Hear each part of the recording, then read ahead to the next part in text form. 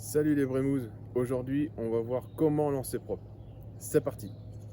Avant toute chose, vérifiez que les anneaux soient bien alignés et que votre canne soit bien emmanchée. Cela évitera tout accident. Ensuite, que votre plomb atteigne au niveau de l'emmanchement ici, à peu près, c'est-à-dire à moitié de la canne. Si ce n'est pas le cas, on va juste desserrer le frein pour le faire descendre à peu près de moitié. Cela augmentera votre distance. Une fois que ces étapes sont effectuées, il nous reste maintenant à fixer un point de repère sur l'étang ou un point de visée pour être le plus précis possible. Pour l'exemple, je vais prendre la cabane qui est juste en face. Si l'étang est très grand et que vous ne voyez presque pas la berge d'en face, vous pouvez prendre en point de repère les cimes des arbres par exemple. Pour tenir la canne lors du lancer, vous pouvez la prendre comme ceci, bien fermement, ou alors comme ceci. Je vous conseille comme ceci, je vais vous expliquer pourquoi.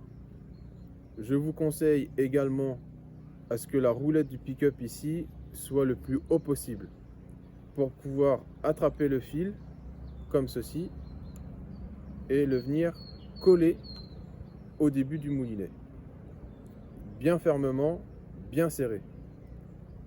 On ouvre le pick-up et bien évidemment il faut que le frein il soit serré à son maximum. Vous pouvez également, une fois que vous avez votre fil ici, bien verrouillé, vous pouvez ajouter une sécurité supplémentaire avec votre pouce. Et là, vous êtes sûr que là, c'est bien maintenu. Une fois qu'on est rendu ici, le geste et la posture sont assez simples. Il faut déjà que vos pieds et votre buste soient en direction du point de visée. Par exemple, moi, c'est ma cabane là-bas. Je me mets devant ma cabane. Ensuite, deux pieds parallèles, le buste bien droit.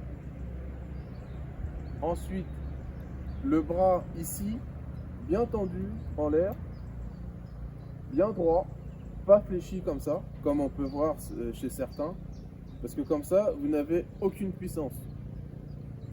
Bien droit, le plus droit possible, et ensuite avec cette main-là, on va venir chercher le bout de la canne, ici. Toc, bien droit, je regarde mon point de visée, je regarde derrière pour voir s'il n'y a personne ou si l'hameçon n'est pas accroché quelque part, parce que là, votre doigt, il va s'en souvenir. Ou alors si ça touche pas par terre aussi, parce que si vous avez un stick et que c'est mouillé, vous pouvez recommencer votre stick. Là, je suis bien, je prends mon point de visée, et au moment du lancer, ce bras-là, il va juste faire comme ça. Il va juste avoir cette rotation-là. Et cette main-là, qui tient ici, va venir faire ça. Clac.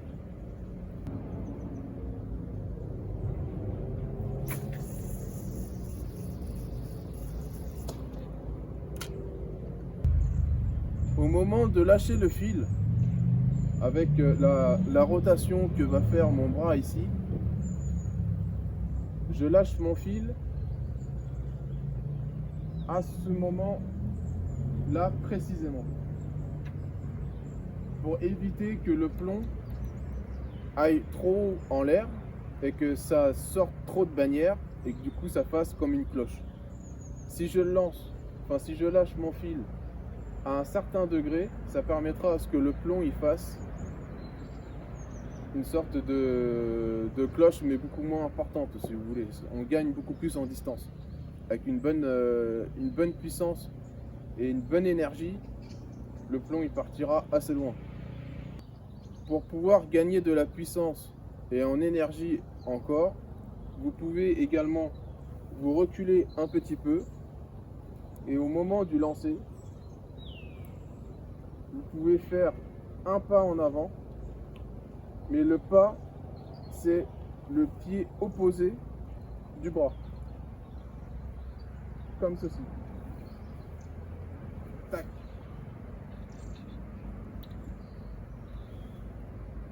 Évidemment, je simule. Pouce bleu pour les conseils et explications. Les gestes et la technique s'acquièrent avec le temps et beaucoup d'entraînement. Vous verrez, ça ne sera pas parfait dès les premiers lancers, mais au fil du temps, vous allez voir que vous allez améliorer vos erreurs et vous allez avoir un lancer qui sera plus que convenable. Maintenant, je vais vous montrer le lancer.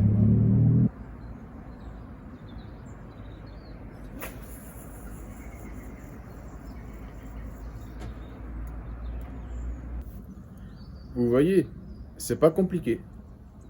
Il te reste plus qu'à t'abonner pour lancer comme moi. Et moi je vous dis à une prochaine pour de nouvelles aventures et une prochaine vidéo. Salut, ciao, bye.